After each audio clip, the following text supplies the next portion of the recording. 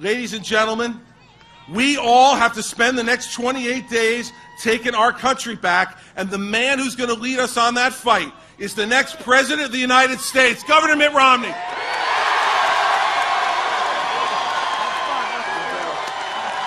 you. Thank you, Governor. Thank you. Thank you. Thank you. Thank you. Wow.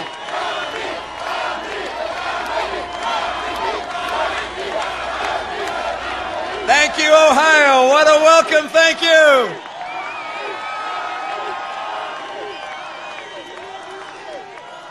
Well, thank you, Governor Christie. Thank you, Senator Portman. Thank you, Lieutenant Governor Taylor, Congressman Renacci, each of you who've come and spoken this evening. I owe them a great deal for being here.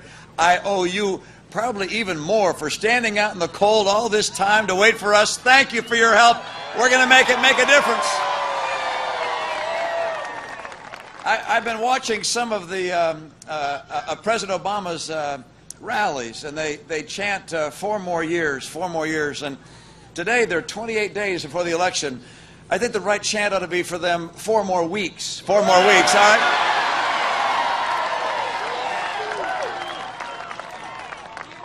And with an audience like this,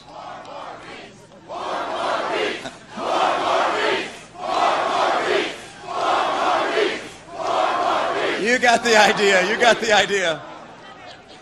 I know there's greater and greater interest in this campaign across the country. The fact that, I don't know, 10,000 people or more are here this evening is a testament to how much people care about this election. I know people are focusing on how the country's going to be led going forward, and I think that's in part because people are facing some tough times. There are a lot of people out of work, of course, 23 million people struggling for a good job. 1 out of 6 people's fallen into poverty. You probably know this, the number of people on food stamps has gone from 32 million when the president was elected to 47 million today. That's a 15 million, yeah, he built that, yeah. That's a 15 million person increase. That's even bigger than the state of Ohio, number of new people on food stamps. And so people are concerned. People graduating from college can't find work. Half the kids coming out of college can't find work or college level work. And so people are focused on big things, as these speakers just mentioned, very big things. A time like this for the president to get up and say, as he has over these last several days, that he's focused on saving Big Bird is a kind of a strange thing in my view, because you see, I'm focused on helping the American people get good jobs and brighter prospects.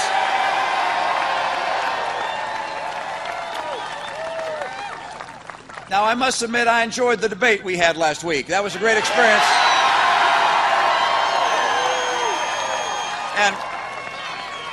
And I was able to ask the president some of the questions that people across the country wanted to ask him, like why it was with 23 million people out of work, he spent his first 2 years pushing Obamacare. That made it harder for people to get jobs. And why it was with trillion-dollar deficits, he took $90 billion to put into green energy companies. And why it was that when he promised us that health insurance costs were going to come down for the average family by $2,500 a year, instead they went up by $2,500 a year. And so I asked him these questions, and he gave his answers, or non-answers as the case may be. And I actually think that people have heard what he had to say, and it's time for them to see him leave the White House and to say goodbye to him on November 6th. Now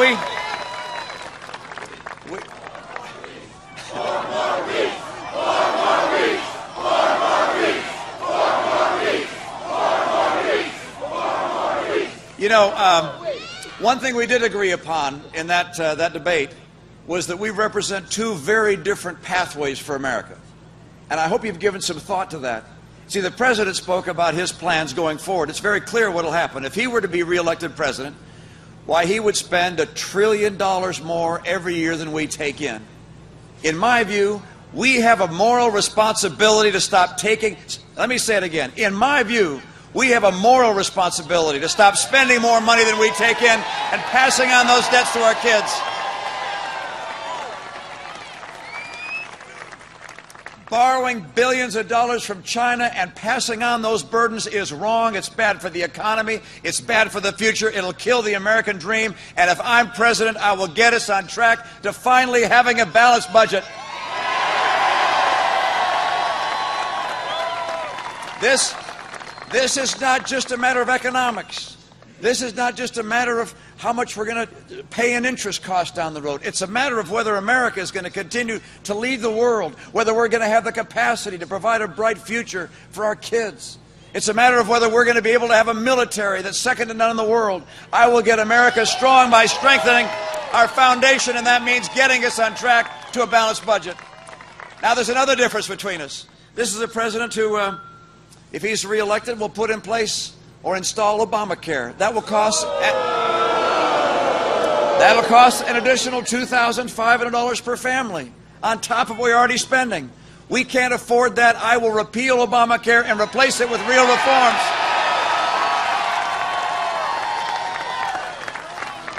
If this president were to be reelected, why, you're going to see him cut the military. Hundreds of billions of dollars of cuts in his own budget. And that sequestration idea of his, that takes out hundreds of billions of dollars more. I will not cut our military. We will keep our military second to none. And then, of course, there's his jobs plan. Exactly right. What jobs plan was a question from up front here. He basically laid out in that debate what his jobs plan was, and it sounded eerily reminiscent of what it was 4 years ago, and that did not work. I hope you understand that. He is speaking about the status quo. He wants another stimulus. How'd the last one work out? He wants to pick winners and losers like Solyndra and Tesla and Fisker, or losers in his case. He also wants to hire more government workers. There's nothing wrong with government workers, but that's not going to get our economy going. He wants to raise taxes on small business. I will not raise taxes on small business. And you see, by virtue of what he's describing, you're going to see unemployment, if he were reelected, to stay high. You're going to see wage growth non-existent. And of course, you'll see fiscal crisis like they're seeing in Europe. I want to take a very different path. I have 5 things I'll do to get this economy going. Number 1, we're going to take advantage of our oil, our gas, our coal, our nuclear, our renewables. We have abundant natural resources, and taking advantage of them will put people to work in the energy sector. It will also bring back manufacturing. Taking advantage of our energy resources will create 3.5 to 4 million jobs. We need them. I want them. We're going to get them in this country. Now, number 2, we're going to take advantage of trade. We're going to open up new markets for trade. President Obama's been in office 4 years. He signed no new trade agreements. I will open up trade, particularly in Latin America, to help get more good jobs in this country. And by the way, I'm going to crack down on China when they cheat. They can't steal our jobs with unfair practices. Number 3, we're going to make training programs work for our people to make sure they have the jobs of today, have the skills for those jobs. We're going to get our schools to finally be world class as they once were. Look, we're the nation that invented public education. It's an embarrassment. It's also unfair to our kids to have our schools performing in the bottom third of the world. I will make sure it's time to put our kids and our parents and the teachers first and the teachers union behind.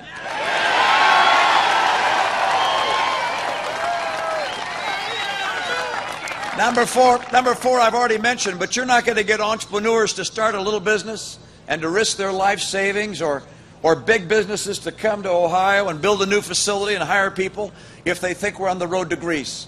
And that's why one more reason is there, that we simply cannot keep on spending more money than we take in. We must stop it. I'll put us on track to a balanced budget with a balanced budget amendment, capping federal spending and cutting spending. And number five, we're going to champion small business. Small business is where jobs come from. I'm going to help small businesses with lower taxes, regulations that work to help small business. And of course, we're going to help small business by repealing Obamacare. It kills jobs. Those five steps are going to bring jobs back. We're going to create 12 million jobs with those 5 steps. We're going to get rising incomes again. Look, you can compare two very different paths. The president is describing what he's done for the last 4 years. He calls it forward. I call it forewarned. All right? We know where that leads. We don't have to ask where a stimulus and more government hiring and government investments by him in various companies and raising taxes will lead. We know where that leads. We're experiencing it now. We cannot afford 4 more years like the last 4 years.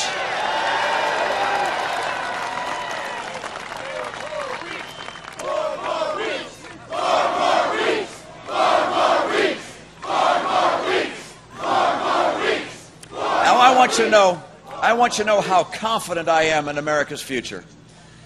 And it comes because of the heart and spirit of the American people. We're a patriotic people. We're a people that are imbued with the great qualities of the human spirit. I've seen that throughout my life. I had the occasion to serve as a pastor in my church for a while. In my church, you do that part-time. Did that as a lay minister, and I got to know the Oporowski family well. You may have seen them at the Republican convention. He's a firefighter from Medford, Massachusetts, and she's a homemaker. They have two sons. I got to know them and visit them about once a month for a number of years. And then we learned that their youngest son, David, had contracted leukemia. The doctors did their work but concluded that there was no prospect of his recovery. And so David brought me into his room on one occasion. He was lying in bed, and he said to me, "What comes next?" I described my beliefs to him. He looked at me with seriousness and sobriety and thoughtfulness. Then later, as he became more ill and was in the hospital, he asked me to come by the hospital. He heard and knew that I had a law degree, even though I wasn't a practicing lawyer, and he said he hoped that I could draft a will for him. So I went to the hospital with a big legal pad, and he proceeded to describe who he wanted to get his fishing rod and his skateboard. And of course, he gave his rifle to his brother. This is a young man of seriousness and thoughtfulness and character. I've seen that character throughout the experiences I've had with the American people. He exemplified a saying that I've heard since, which is clear eyes, full heart, can't lose. David Oporowski is a young man who didn't lose. He lost his life, but kept his character, the character of a true American, and I sure love that young man.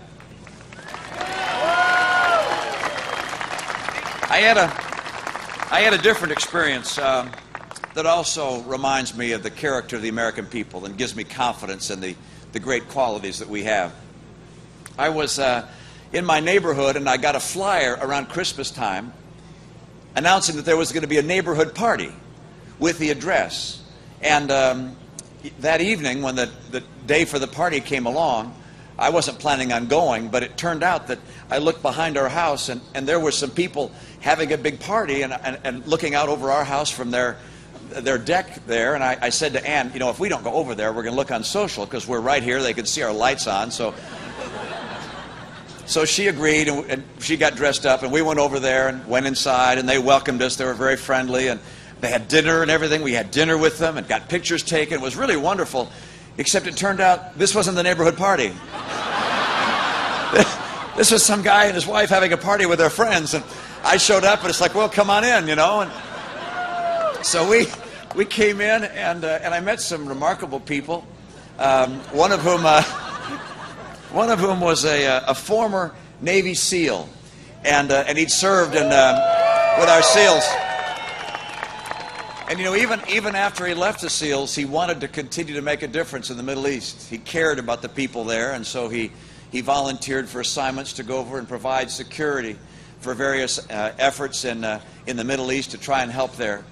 And I just learned a few days ago that he was one of the 2 former Navy SEALs killed in Benghazi. And it broke my heart. He was a guy who had lived in my home state of Massachusetts. We shared some passions for the kinds of things he was interested in. And I read a story about him and about the fellow that he was with, the other former Navy SEAL. They were apparently not in the consulate when it was hit. They were apparently in another facility across town, according to CNN International. And when they heard that the consulate was under attack, they didn't go hide. They didn't hunker down. They got up with some others and came to the consulate to the aid of their fellows. That's America. That's America. That's the American spirit. We face some real challenges, but we don't run from them. We run to them. We confront them. Right now, we face some major challenges in this country. This debt is a threat to us. It's got to end. This economy is not creating the jobs it should. We've got to fix it. Our schools aren't preparing our kids for the jobs of tomorrow. We've got to fix them so we give our kids the bright prospects they deserve. Our military, we depend upon it for our security. We depended upon it to help provide liberty to others around the world. The idea of cutting it by $1 trillion is unthinkable. We must strengthen it and keep it the hope of the earth that it's been for decades and decades. This is our time. This is our time here. We benefit from the fact that the greatest generation provided for us prosperity and peace and gave us hope and optimism for the future. They held a torch aloft for us to see, but there are not as many of them as there used to be. And they're not able to hold the torch as high as they used to because of their age. It's our time to take that torch. It's America's honor to carry that torch of freedom and hope and opportunity for the world. And we're going to do it. We're going to do it here in Ohio. And I make this commitment to you. My commitment to you is that I will do everything in my power to keep America strong. I will restore the values that made America the nation that it is. I will do everything I can to strengthen our economy, to get more good jobs for our people and rising incomes again. I'll do everything I can to strengthen our military, to stand with our friends globally, to make sure we don't show distance between ourselves and our best friends in the world. I will do everything to get this country right again. That's my commitment to you, but I want you to make a commitment to me. I want you to go out there and find someone who voted for Barack Obama and get him to come join our team. This is not about one person. It's not about a political party. It's about our country. The soul of America is at stake. This is a time we have to come together and take back America. We're going to do it. Ohio's going to elect me the next president of the United States, and we'll do it together. Thank you so very much. Great to be with you. Thank you.